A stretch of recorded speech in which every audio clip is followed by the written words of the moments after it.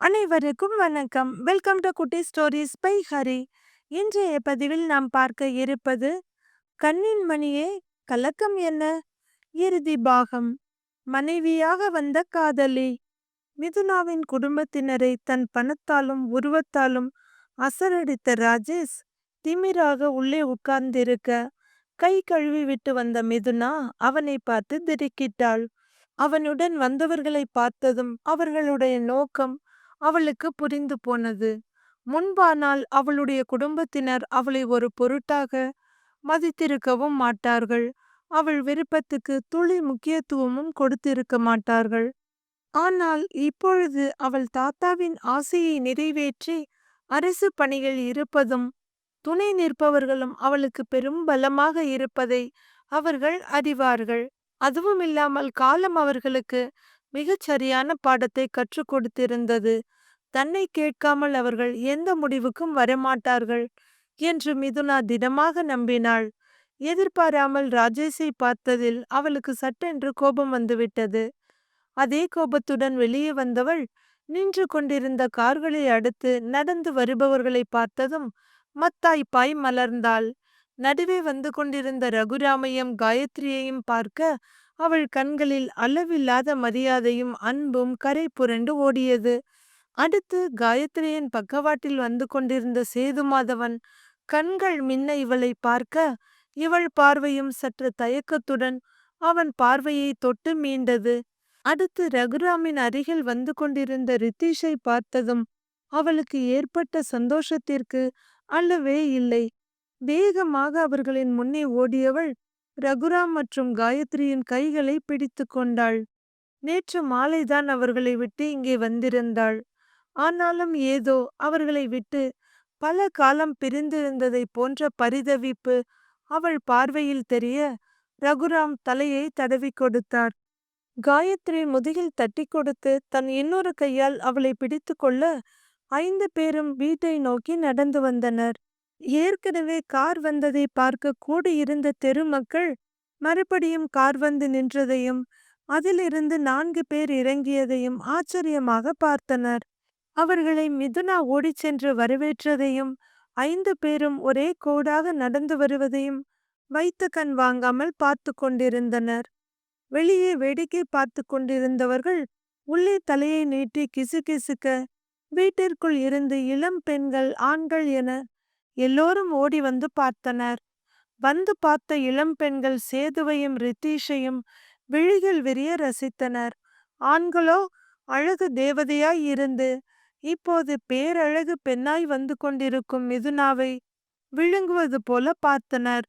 சில அடிகள் நடப்பதற்குள்ளாகவே அந்த இரு இளைஞர்களில் யார் ரொம்ப அழகு என்று ஒரு பட்டிமன்றமே நடத்தி முடித்திருந்தனர் இளம் பெண்கள். இவர்கள் வீடு தேடி மிதுனாவை பெண் கேட்டு வந்திருக்கிறார்கள். ஆனால் வெளியே போனவள் இன்னும் வரவில்லையே என்று ஓடி வந்த பாப்பாத்தி அப்படியே ஆச்சரியத்திலும் சந்தோஷத்திலும் உறைந்து போனாள். என்னங்க, யார் வந்திருக்காங்கன்னு பாருங்க. பாப்பாத்தி கத்த வீட்டுக்குள் இருந்த மிதுனாவின் குடும்பத்தினர் அத்தனை பேரும் வெளியே ஓடி வந்தனர். அவர்களுக்கு மிக பெரும் இன்ப அதிர்ச்சியாக இருந்தது. தங்களை மதித்து அந்த மனிதர் குடும்பத்தோடு வருவார் என்று அவர்கள் ஒரு துளியும் எதிர்பார்த்து இருக்கவில்லை. கண்களில் ஆனந்த கண்ணீர் வழிய கை கூப்பி வரவேற்றனர். அவர்களின் வரவேற்பிற்கு பதில் வணக்கம் தெரிவித்துவிட்டு அங்கிருந்த கார்களை பார்த்தார் ரகுராம். அட, யார் வந்திருக்கிறார்கள்? ஒருவேளை இவர்கள் உறவினர்களோ? அவர்களும் மதுரையிலிருந்துதான் வந்திருக்கிறார்களா என்று நினைத்தவர் முதல் காரை பார்த்தவுடன் புரிந்து கொண்டார். மிதுனா, ராஜேஷ் வந்திருக்கானா? ரகுராம் கேட்க மிதுனா ஆச்சரியத்தோடு தலையை ஆட்டினாள். அவள் மட்டும் அல்ல, மற்றவர்களும் கூட ஆச்சரியத்தில் அப்படியே நின்றார்கள். எப்படிப்பா என்று ரித்தீஷ் கேட்க சேதுவுக்கு புரிந்து போனது. அவன் கார் கண்ணாடியில் இருந்த எம்பளத்தை பார்த்து அப்பா புரிந்து கொண்டார் என்று. என்னங்க, யார் வந்திருக்காங்கன்னு பாருங்க என்ற அந்த லேடியின் குரலில் வீட்டில் ஒருத்தர் பாக்கி இல்லாமல் எல்லோரும் வெளியே ஓடிவிட்டார்களே, அப்படிப்பட்ட விஐபி யாராக இருக்கும்? ஆர்வம் ஏற்பட ராஜேஷ் வெளியே வந்தான். அவனைத் தொடர்ந்து அவன் குடும்ப உறுப்பினர்களும் வெளியே வந்தனர். வந்திருந்தவர்களை பார்த்த ராஜேஷ் அப்படியே திகைத்து போனான். அவர்கள் வீட்டில்தான் சில வருடங்களாக மிதுனா இருப்பதும், சமீபமாக அவளுடைய பெற்றோர்கள் அங்கு வந்து இருந்ததும் அவனுக்கு தெரியும். ஒருவேளை உறவினர்களாக இருப்பார்களோ என்று நினைத்திருந்தான். அதற்கு மேல் அவர்களுக்கும் இவர்களுக்கும் என்ன தொடர்பு என்பது அவனுக்கு தெரியாது. மிதுனாவின் வீட்டில் பேசி அவர்களை சம்மதிக்க வைக்க வேண்டும்.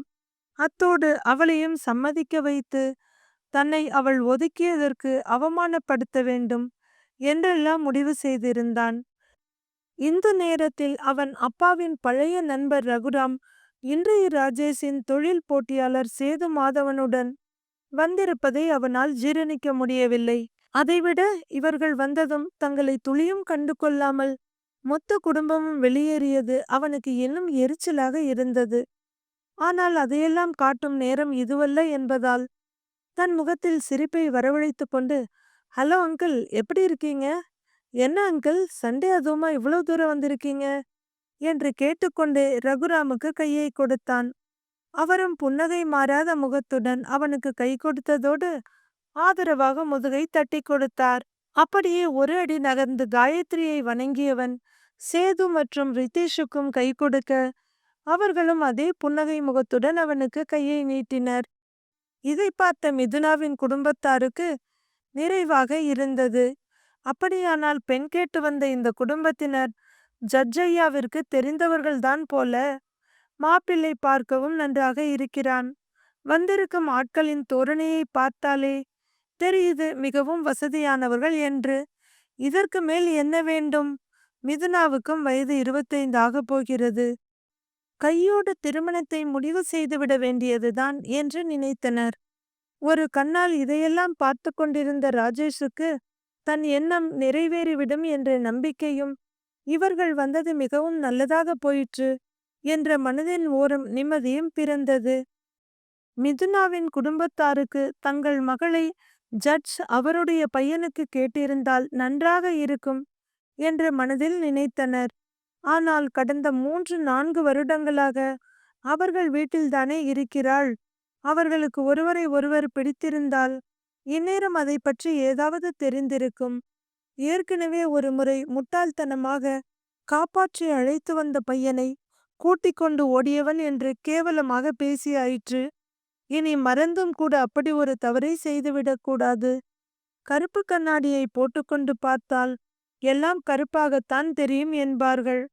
அதை போல வயது பெண்ணை காணவில்லை என்றதும் எவனுடனோ ஓடிவிட்டாள் என்று மற்றவர்கள் சொன்னதை கண்ணை மூடிக்கொண்டு நம்பி காலத்தால் அழிக்க முடியாத தவறை செய்தாயிற்று. அவர்களுக்கு அப்படி ஒரு நினைவு இருப்பதாக தெரியவில்லை.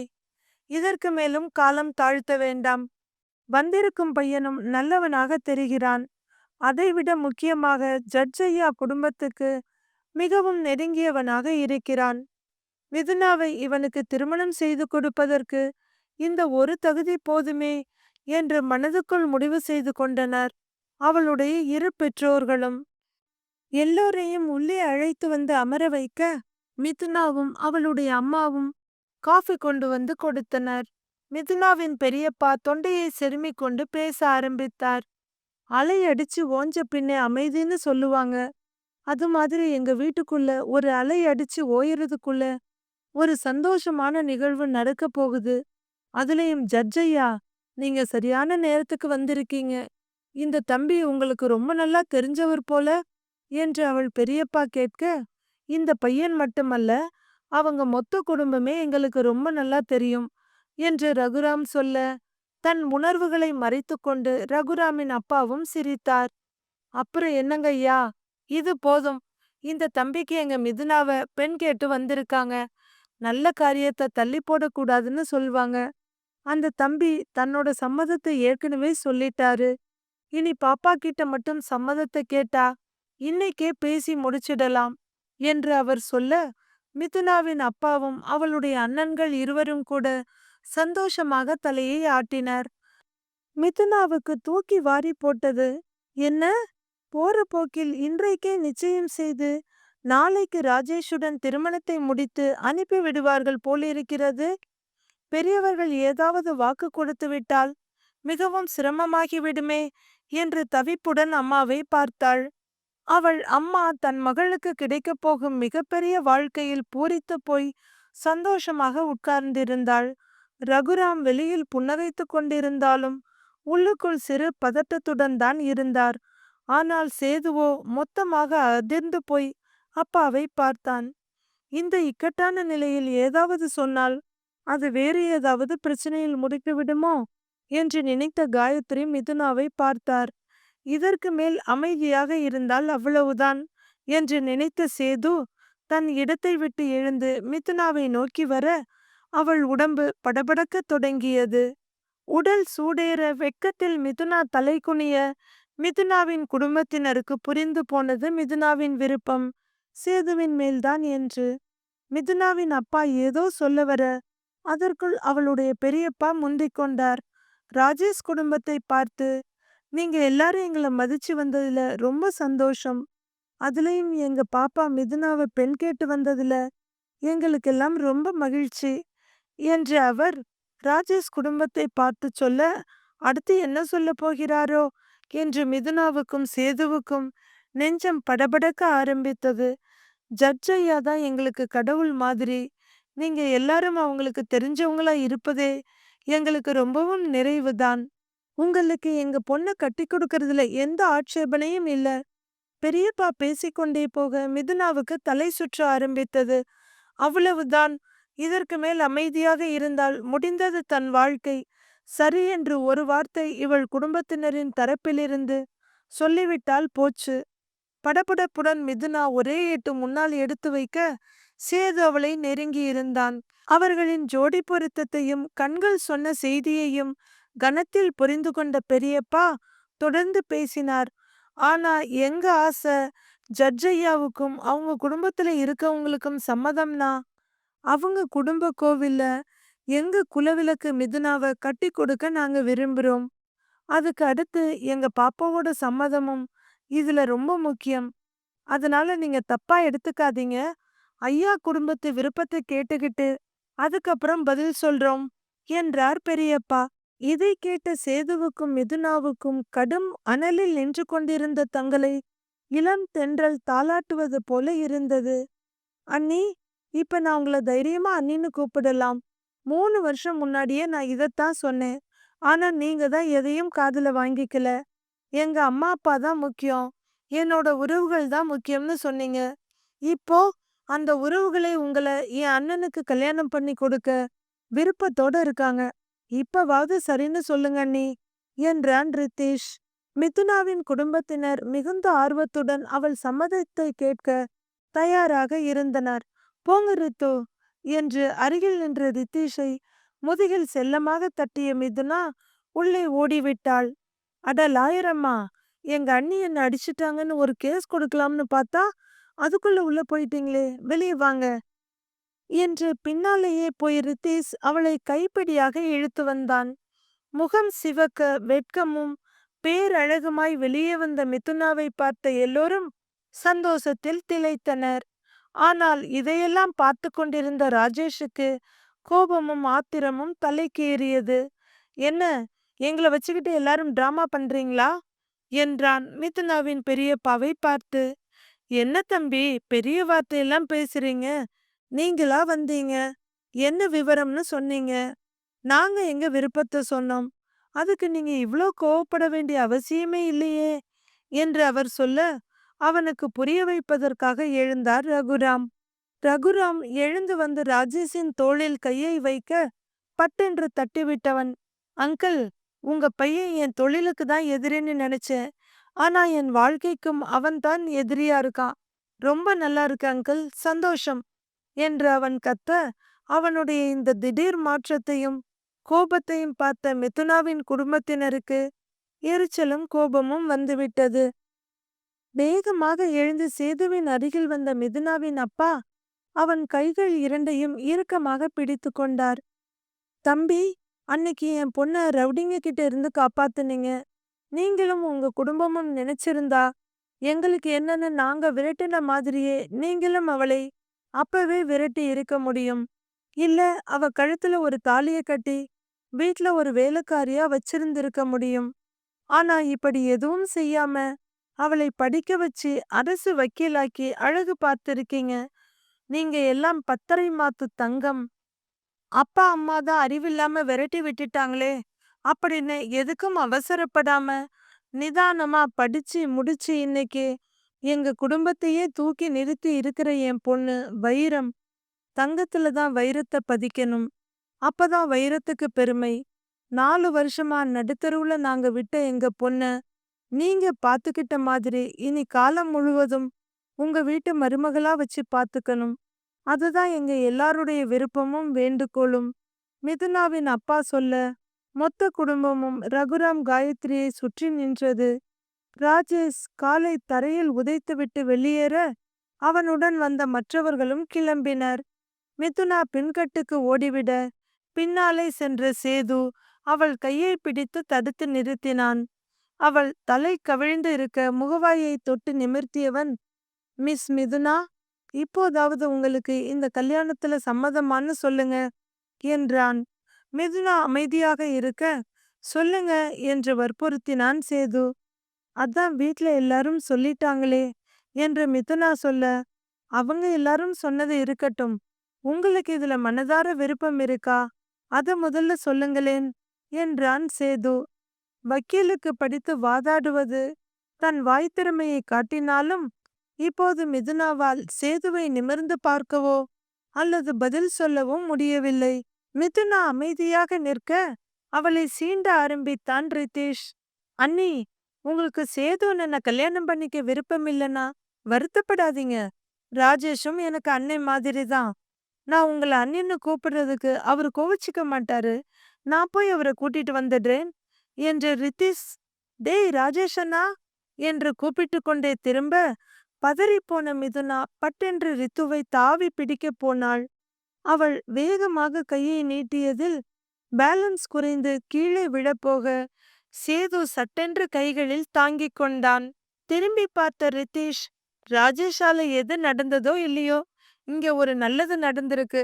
உடனே நான் போய் அவருக்கு தேங்க்ஸ் சொல்லணும், வரேன் என்று மறுபடியும் கிளம்ப, கடவுளே, கல்யாணத்துக்கு சம்மதம் கேட்டு உங்க வாயை திறக்க வைக்கிறது ஒரு பெரிய வேலையா இருக்குன்னா இவனை இழுத்து பிடிக்கிறது பெரிய சேலஞ்சிங்கா இருக்கே என்று சேது மிதுனாவை ஒரு கையாலும் போக முயன்ற ரித்தீஷை மறு கையாலும் இறுக்கமாக பிடித்து கொண்டான்.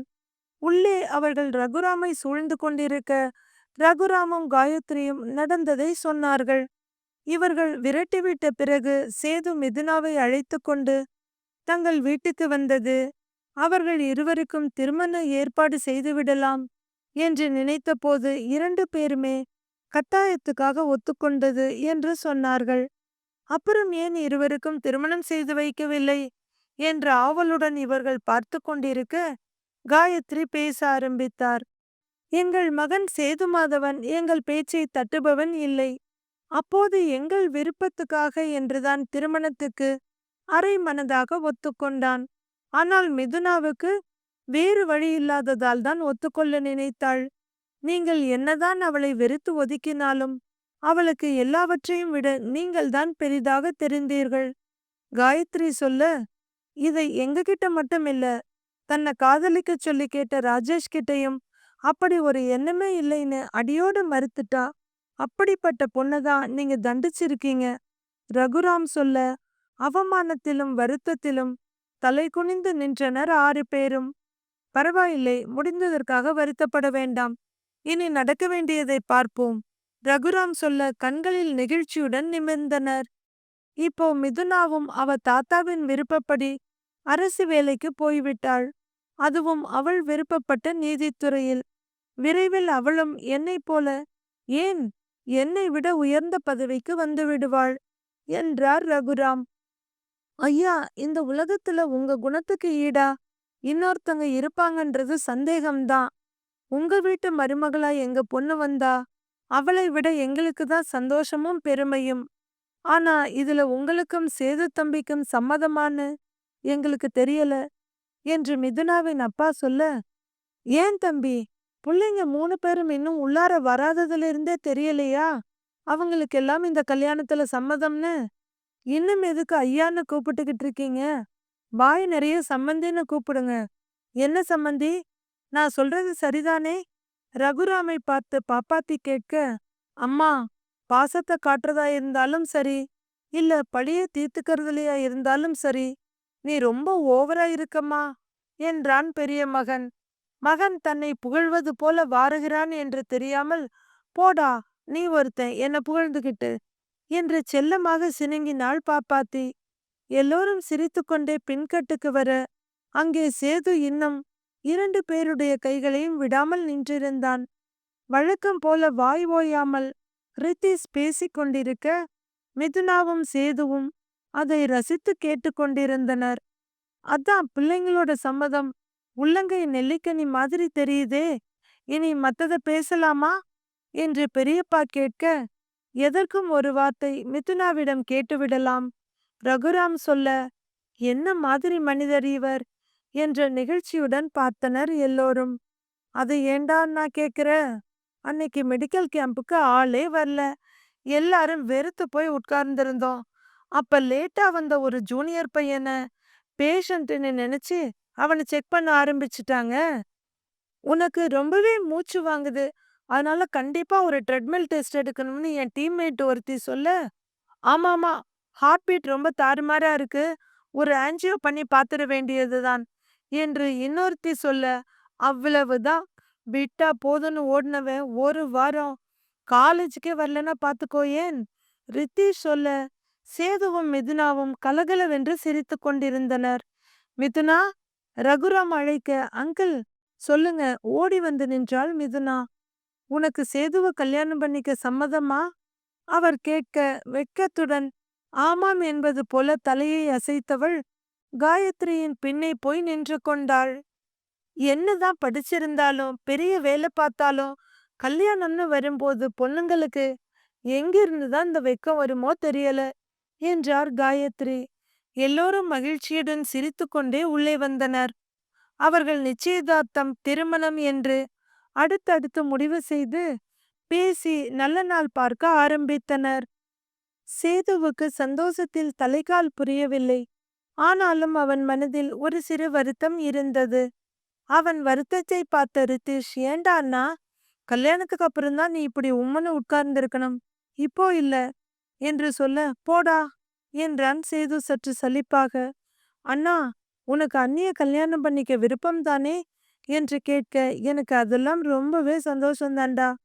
ஆனா அந்த லவ்ன்ற ஒண்ணு என் வாழ்க்கையில இல்லாம போயிடுச்சே என்றான். என்னடா அண்ணா, நீ லவ் பண்ண சொன்னப்பெல்லாம் வேணாம் வேணாம்னு சொல்லிட்டு இப்ப கல்யாணத்துக்கு வந்து நின்னதும் லவ் பண்ண முடியலன்னு வருத்தப்படுற? நாட்டுல சில பேர் லவ் பண்ணவங்கள கல்யாணம் பண்ண முடியலன்னு ஃபீல் பண்றான்.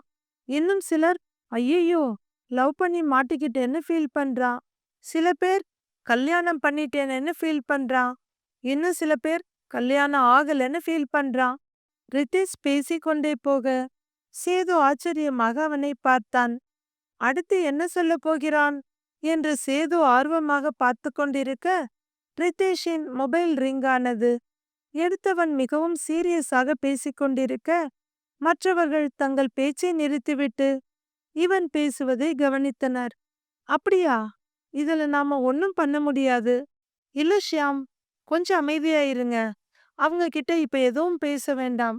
ஓகே, சரி சரி, நான் நேர்ல வரேன், வந்து நானே அவங்க கிட்ட பேசுறேன் என்று சொல்ல, அவனுடைய சீரியஸான முகத்தை பார்த்து, என்ன ரித்து, ஏதாவது விஷயமா என்று கேட்டார் காயத்ரி. ஒரு கணம் அமைதியாக இருந்தவன், ஆமாம்மா, ஆஸ்பத்திரியில் இருந்த அந்த பொண்ணுக்கு உடம்பு முழுவதும் சரியாகிவிட்டது.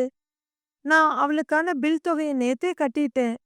இன்று டிஸ்சார்ஜ் கொடுக்க சொல்லிட்டு வந்தேன். ஆனா இப்போ அந்த பெண் அவங்க வீட்டுக்கு போக மாட்டேன்னு அடம்பிடிக்கிறாங்களாம். என் வாழ்க்கையை கெடுத்தவன் தான் அதை சரி செய்யணும், அவன் வந்தாதான் போவேன்னு பிடிவாதமா இருக்காங்களாம். இதுல நான் என்ன செய்ய முடியும்னு தெரியல. இந்த விஷயத்த போலீஸ் கிட்ட சொல்லிடலாம், அவங்க தான் இதுல நடவடிக்கை எடுக்கணும். ரித்து சொல்லிக்கொண்டிருக்க, சார், எனக்கு ஒரு உதவி பண்ண முடியுமா என்று கேட்டான் பாப்பாத்தியின் மூத்த மகன். என்ன சொல்லுங்க ரித்தீஷ் கேட்க, என்னாலதான் அந்த பொண்ணு வனிதாவோட வாழ்க்கை சீரழிஞ்சது. போலீஸ் யாரோ ஒரு முகம் தெரியாத ரவுடிய அவன் முன்னால நிறுத்துவாங்க. இனியும் அவ வேதனைப்பட வேண்டாம். அந்த பழியை நானே ஏத்துக்கிறேன். அம்மா, அப்பா என்ன மன்னிச்சிடுங்க.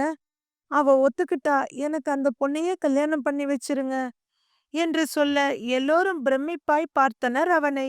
அருகில் நின்று கொண்டிருந்த ரகுராம் அவனை தோளோடு அணைத்து கொண்டார். ரியலி யூ ஆர் கிரேட் அவர் சொல்ல, ஆனா அவ என்னை ஏத்துக்குவாளான்னு தெரியலையே சார் என்றான் அவன். எப்போ நீ செஞ்ச தப்ப உணர்ந்து அதுக்கு மேலேயே பிராயச்சித்தம் பண்ண தயாராயிட்டியோ கண்டிப்பா அவ உன்னை ஏத்துக்குவா. அப்படி இல்லைனாலும் நான் பாத்துக்கிறேன் என்றார் அவர். அப்பா, அம்மா, நீங்க பேசிட்டு வாங்க. நான் ஆஸ்பத்திரிக்கு அவசரமா போகணும். கிளம்பட்டுமா? ரித்தீஷ் கேட்க எல்லோரும் எழுந்தனர். டேய், பேசுறதுக்கு என்னடா இருக்கு? நீதான் மிதுனாவ உன்னோட அண்ணின்னு எப்பவோ முடிவு பண்ணிட்ட. இனி சீக்கிரமா நிச்சயதார்த்தத்தை வச்சு கல்யாணத்தை முடிச்சு மிதுனாவை நம்ம வீட்டுக்கு கூட்டிட்டு போயிடலாம். இப்ப நீ தனியா கிளம்ப வேண்டாம், நாங்களும் வரோம். அப்புறம் உன் அண்ணனுக்கு முடிவாயிடுச்சு. உன்னுடைய ரூட் கிளியர் ஆயிடுச்சு. இனி உனக்கு பிரச்சனை இருக்காதுன்னு நினைக்கிறேன்.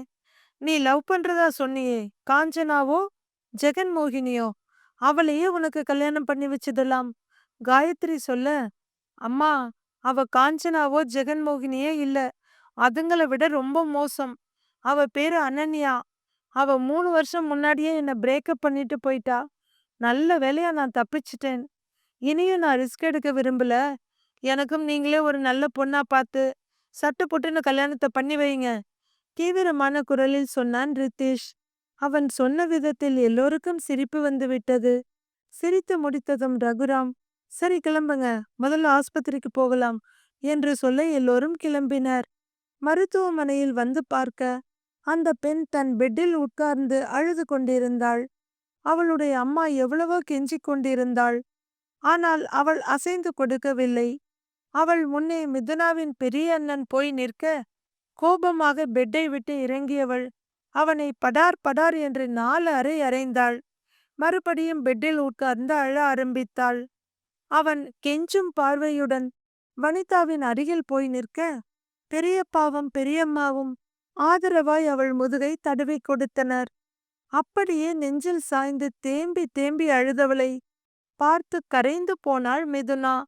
அவள் கண்களில் இருந்த கண்ணீர் வழிய சேது தைரியமாக அவளை பக்கவாட்டில் சேர்த்து அணைத்து கொண்டான். மிதுனா துளியும் தயங்காமல் அவன் தோளில் சாய்ந்து தன் மன பாரமெல்லாம் கரையும் வரை அழுதாள். சேதுவும் அவளை தடுக்காமல் தலையில் தடவி கொடுத்தபடி இருந்தான். இதுவரை அடிக்கடி அவள் கனவில் ரவுடிகள் துரத்துவதும் பயந்து ஓடுவதும் அவளுடைய அம்மா அப்பா விரட்டுவதும் திரும்பும் திசையெல்லாம் ஒரே இருளாக இருப்பதுமாக வந்து பயமுறுத்தும். இப்போது அழுது முடிந்து அவள் நிமிர்ந்த போது மனதில் இருந்த அந்த பய உணர்வு அவளை விட்டு அடியோடு விலகி இருந்தது. கண்களை மூடும் போதெல்லாம் மிரட்டிய இருட்டுக்கு பதிலாக இதமான வெளிச்சம் பரவியது. உலகமே அமைதியாக அழகாக இருப்பது போல தோன்றியது மிதுனாவுக்கு. அதிலும் அடுத்த 10 நாளில் அவள் பெரிய அண்ணனுக்கும் அந்த பெண் வனிதாவிற்கும் நடந்த திருமணம் உற்றார் உறவினரை மட்டுமல்ல, மிதுனாவின் உள்ளத்திலும் மகிழ்ச்சியை ததும்பச் செய்தது. பெரியம்மா தான் ஒத்துக்கொள்ள மாட்டாள், ஏதாவது பிரச்சனை செய்வாள் என்று எல்லோருக்கும் உள்ளுக்குள் லேசாக பயம் இருந்தது. ஆனால் பாப்பாத்தி நம்ப முடியாத அளவுக்கு மாறியிருந்தாள். திருமணம் முடிந்து மறுவீட்டுக்கு பெண்ணையும் மாப்பிள்ளையையும் அழைத்துச் சென்ற வனிதாவின் அம்மா மறுபடி கொண்டு வந்து விட்டார். அப்போது எல்லோரும் வியக்கும் வகையில், இனி வருத்தமே படாமல் நீங்கள் விரும்பியபடி புனேயில் இருக்கும் உங்கள் மகனோடு போயிருங்கள். வனிதா படித்து கொண்டிருக்கும் டிகிரியை நல்லபடியாக முடிக்கட்டும். திருமணமான காரணத்திற்காக படிப்பை நிறுத்த வேண்டாம். அவளுக்கு வேலைக்கு செல்ல விருப்பம் என்றால் செல்லட்டும். உங்களுக்கு எப்போது மகளை பார்க்க தோன்றினாலும் எங்களை பார்க்க தோன்றினாலும் எந்த தயக்கமும் இன்றி வரலாம். இதை உங்கள் மகளை திருமணம் செய்து கொடுத்த இடமாக மட்டும் பார்க்காமல் உங்கள் அண்ணன் வீடாக நினைத்து கொள்ளுங்கள். பாப்பாத்தி சொன்னபோது எல்லோர் மனதும் நிறைந்து போனது. சேதுமாதவனின் திருமண நிச்சயதார்த்தத்திற்கு இரு வீட்டினரும் நேராக சென்று ரகுராம் மற்றும் காயத்ரியின் அம்மா அப்பாவை அழைத்தனர். பெண் மிதுனாதான் என்றதும் அவர்களுக்கு மிகவும் சந்தோஷமாக இருந்தது. நாங்கள் எதிர்பார்த்தபடியே எல்லாம் நல்லபடியாக நடக்கிறது என்றனர். உண்மையில் இவர்கள்தானா என்று ஆச்சரியப்படும் அளவிற்கு மாறியிருந்தனர் மிதுனாவின் குடும்பத்தினர். அவர்களுடைய அண்ணன்கள் இருவரும் அப்படியே தலைகீழாக மாறியிருந்தனர். அட்டகாசம், ஆர்ப்பரிப்பு, அடாவடி என்று இருந்தவர்கள் இப்போது எல்லோரிடமும் அன்பாக, அமைதியாக பேசினார்கள். அவர்களின் அக்கறையை பார்த்து ஊர் மக்களுக்கு இவர்களை நம்புவதா வேண்டாமா என்ற குழப்பமே வந்துவிட்டது. மிதுனா சேதுமாதவன் நிச்சயத்தை கிராமத்திலேயே நடத்தினர். 4 வருடங்களுக்கு முன்பு மிதுனா காணாமல் போன தினத்தில் கூடி வந்து தூற்றிய ஊர் மொத்தமும் இப்போது கூடி நின்று வாழ்த்தியது. இப்படி ஒரு பெண்ணை போய் தவறாக பேசினோமே என்று சிலர் தலைகுனிந்து நின்றார்கள். ஆனால் அன்று மிதுனாவின் மேல் நம்பிக்கை வைத்து அவளுக்கு ஆதரவாக பேசிய அந்த மனிதர் வந்து வாழ்த்திய போது மிதுனாவும் சேதுமாதவனும் அவர் காலில் விழுந்து வணங்கினர். நல்லா இருமா, நல்லா இரு. நீங்க உங்க குடும்பத்தோட ரொம்ப நல்லா இருக்கணும் தம்பி என்று வாழ்த்தியவர், நம்ம பிள்ளைகளுக்கு நாம தான் ஆதரவா இருக்கணும். அவங்கள நாம நம்பணும். அன்னைக்கு எந்த பொண்ணால தலைக்குனிவுன்னு சொன்னியோ அந்த பொண்ணால தான் இன்னைக்கு நீ மட்டும் இல்ல, உன் குடும்பமே தலை நிமிர்ந்து நிக்குது. கடவுள் நமக்கு மூளையையும் 6வது அறிவையும் கொடுத்திருக்கான். ஏதோ நல்ல பிள்ளையா இருந்ததால, நல்ல மனுஷங்க கையில சேர்ந்ததால இன்னைக்கு இந்த புள்ள நல்லபடியா இருக்கு.